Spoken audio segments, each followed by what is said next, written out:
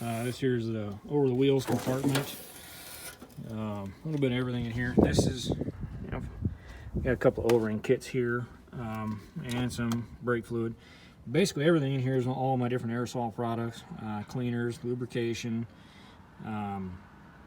Can't ever have enough brake clean. Typically try to keep about a dozen cans on the truck because you get into something dirty, gotta do a bunch of cleanup. Some dish soap that goes in this guy for finding air leaks on trucks. These here are junk drawers. You can see there's some hose clamps. There's all kinds of fasteners and shims and all kinds of stuff that's left over from full parts kits. Thread repair kit for M10 by 1.5, common fastener size. Formula 50 cleaner. That'll eat a lot of shit, including coffee stains off of a lot of things. There's a cheapy throwaway 1/2-inch torque wrench. Probably call me a hack. I rarely use a torque wrench. Got a pretty well calibrated elbow. I know where things are pretty much at. Some of y'all get a laugh out of that. This here is a hydraulic battery cable lug crimper. That goofy looking suitcase kind of deal back there, that is a 3-gauge pressure test set. It comes in handy when I was doing a lot of the Takeuchi excavators. We had a lot of weird things that would happen with those. That guy back there, tap and die set. Nothing great, but I haven't broke any of them. Just some offshore shit.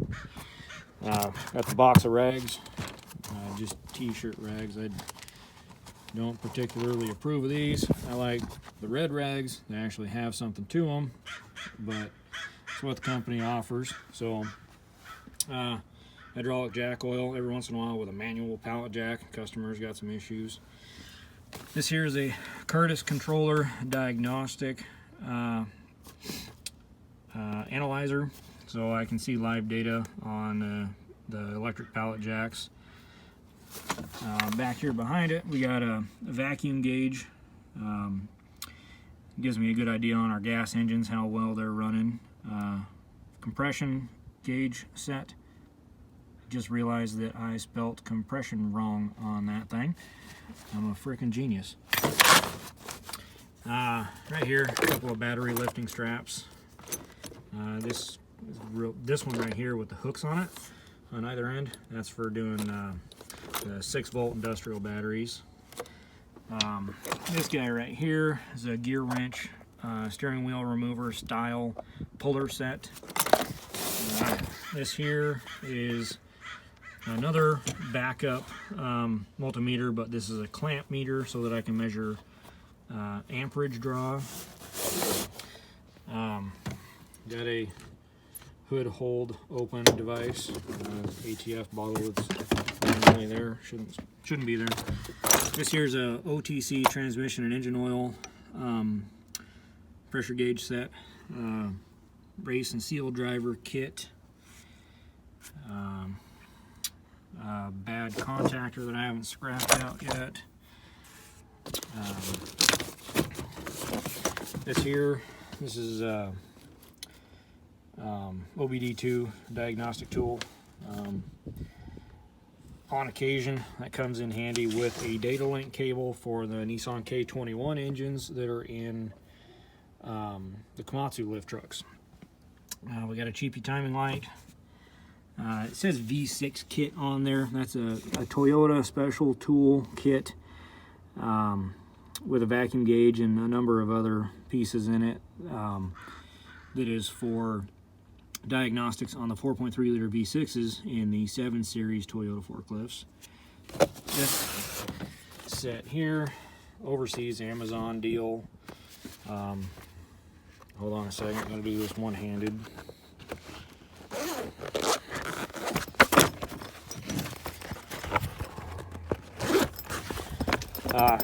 Variety of accessories for on the end of your multimeter leads, and some leads that I accidentally melted on an exhaust manifold that I probably should just throw away, but they're still in there. and it doesn't want to go back to the hole. Down here we have a it was sold by Power Probe, but everybody's got it. It's a butane soldering iron for some in-truck wire harness repairs on occasion. That one doesn't want to come out. This guy here, more gear wrench stuff. This is the ratcheting puller set, and I opted not to buy the posi lock pullers. I kick myself all the time not for doing it, or for not doing it. Forgive my grammar. And but this has been real good to me. The only issue that I've had, and I had to have it warranty returned, was right there. The tit on the end of that lead screw flattened out on me real bad. And so this is the second set I've had. This kit here, you can see it's written on the side there, that's a radiator pressure test kit. Adapters in there for all different applications, mostly just geared towards the forklift industry though.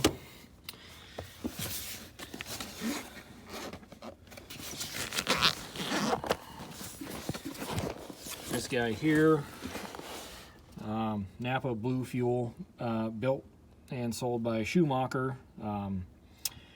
This is a emergency battery jump starter kit, lithium ion.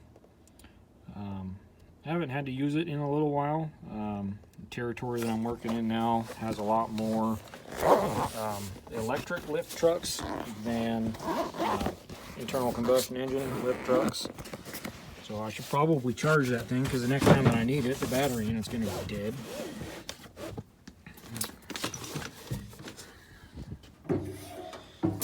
Here on the inside of the door, got the first aid kit. Oops, close the doors backwards.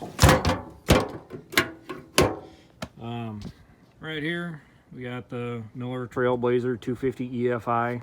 It's been a great welder. I don't have a whole hell of a lot of hours on it in the last year. I've only ran it for about 10 hours.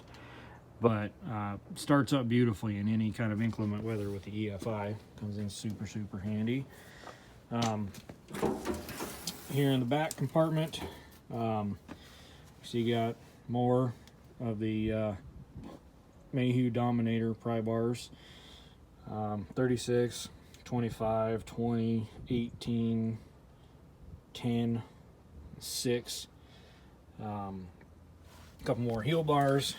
I got crazy, and there's a big heel bar there. Got the Jimmy bar style with the line-up end on it. On these cobalt magnets that you buy over at Lowe's, and they are freaking awesome. Nothing ever falls off of those. Here we got all of our call it shop supplies, but I've got a lot more than that over in another compartment. This box here, this is all JIC caps and plugs for when I gotta pull hydraulic systems apart. Up here in the top, got a bigger version of that box, and that's all O-ring face seal caps and plugs. Over here, I got this hook bar that I manufactured, and I got a variety of different diameters of battery cable from 6 gauge all the way up here to 2/0. You know, you can see my thumb there. Pretty good size stuff for the electric DC trucks. Got a couple spools of repair wire for if you got to run anything on the trucks. And we got a little bit of extra leftover pins and some white lithium grease. This is not where this typically lives either. I probably got lazy and just threw it in. But these here are the locks for the gang locks that runs this whole side of the truck. And if you leave these locks out in the weather for more than 10 minutes, they don't like to work. So grease them. Down here in the bottom compartment, we've got a 30-ton bottle jack, got a 20-ton stubby bottle jack, we've got a 4-ton bottle jack. That one's kind of skinny, so you can get it into some places. Got a set of jumper cables here, 16 footers. A set of jumper cables here, 20 footers. Right there we got a 3/4 ton chain hoist. Got 5/16 and 3/8 chains right here. Underneath we got 3/4 ton one. That little guy is a 1/4 ton chain hoist. We use them as come-alongs all the time. Just show you the way there. We got another 5/16 lift chain. This is my certified lift chain. Got the tag on it and everything. Got a little 4-to-1 1/2-inch drive in, 3/4 drive out multiplier. Got a lifting clevises, shackles is what I grew up calling them. A couple of smaller shackles in here. The jack handles that don't stay in any kind of position. Some steering pins that failed on a hoist truck. Now I just use them as drift pins. This here's one end of a converter battery cable that I made to go from a 175 amp connector to a 350 amp connector over there on the other end, so that you can jump start chargers on dead batteries. That's it for this. This here's the workbench back bumper. Got an 8-inch chain vise for when I'm repacking big cylinders. I got the LED work lights over there on the other side too. Got the storage compartment here in the bumper, like most service trucks do. We got a 6-pound hammer there. Deeper back in there, we got the 10-pound hammer. We got the big sumbitch, the 54-inch long Dominator, 1-inch shank pry bar on them big THDs, hoists, and Cat and Taylor machines. They're gonna have big pry bars. That's just how it is. We got 7-way. I can tow 12,000 pounds off of that. I haven't had to do much towing with the truck. Backup camera. We got the 5-inch Welding 1755. One of the best vices out there in the business. It's been fucking awesome. It'll clamp down just about anything. You can get pretty stupid with it and abuse it, even though you shouldn't. Everybody knows that you shouldn't abuse your equipment, but you do. Got the 1/2-inch 50-foot hose reel coming out the body here. Same thing with the LED lights. Go up there in the truck here in the back. We got our fire extinguisher, super easy access right here at the back. We got the 6-foot Louisville 300-pound rated ladder. Like I said, in Western Washington it rains all the time, so I have a 9-foot diameter umbrella that I got real crazy. And look over here on the crane, you see this tube. Well, this tube can swivel around whichever way, so whatever angle I've got this crane at, I can set that 9-foot umbrella through this tube and place my crane over top of wherever I'm working and preserve a little bit of body heat by not being frozen in the rain. The crane here, towel fingered, you can see PSC 4329. They call it a 29-foot reach boom. When you're way out there, all the way up, you goddamn 35 feet, just about. And at the absolute maximum lift capacity, she's 8,000 pounds. It's a lot of crane for a class 5 truck. It's really kind of a class 7 crane, but absolutely have to have it when you're working on them big trucks. We got a bunch of trucks that we got to pull the masts and carriages on all the time, and absolutely indispensable. Here in the back of the truck, take a couple things. This here is a rack that I manufactured for the truck. You can see I got diesel and gasoline, 5 gallons of each. I got a whole bunch of oak blocks down there. for stationing machines on top of when you jack them up. This rack that I built that locks holds in batteries, 2 group 35s and 1 group 24. Got the spare tire here for the truck. That milk crate looks kind of shitty, but the manual grease gun with the needle grease tip on there for packing wheel bearings, and then a bunch of 90 weight.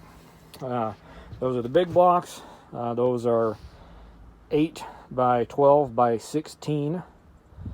When you got to jack up the big stuff, that's absolutely indispensable for safety. Here, this rigid box. Inside we got some absorbent pads. Out of the way. We got 1/2-inch push lock hose. We got number 8 hydraulic hose, number 6 hydraulic hose, all 2-wire stuff, not super high pressure for forklifts. We got 5/8 vapor low or slow path low pressure vapor hose. I've also got some number 4 hydraulic hose and some 1/2-inch high pressure LP fuel line back there. This here is my Parker mini crimp hose press. I got die sets in here for 4, 6, 8, 10, and 12 hose. This just runs off of air. You see we got the nipple there for running off the air on the truck. Absolutely indispensable. You know, it's expensive, but being able to make hoses on site saves the customer a lot of labor time, because now you're not charging them to go drive to go get hoses made. This up here in the front, this is a waste oil tank that I manufactured to fit in this truck specifically. It holds exactly 55 gallons of waste oil. Got a 2-inch breather cap on it right there. Removable lift eyes. You see we've got a sight tube that I built onto it there. Down on the bottom is a drain, 1-inch diameter pipe. There's a cam lock on the other end of that 90-degree valve. This here on the top is a filter drain box. I dropped those filter pliers into a drain pan the other day, so they're living in there until I get them hosed off with brake clean. But yeah, lots of room for draining all these small forklift filters. Battery watering jug holds 5 gallons of water. This here is the big rigid box. This is where I keep all of my oils, just so that if you have any kind of a spill, it's contained in here. It's not in the body of the truck. We got 5 gallons of AW32. We got 3 gallons of green coolant, 3 gallons of red coolant. There's a 6-pack of ATF down there. I typically keep about 8 to 10 gallons of SAE 30, and then the same with 15W40 diesel engine oil. Yeah, funnels, drain pans. The big drain pan I left out in the rain, and it's full of water, so I'm gonna have to remedy that situation. We'll take a break here and we'll start looking down the other side of the truck.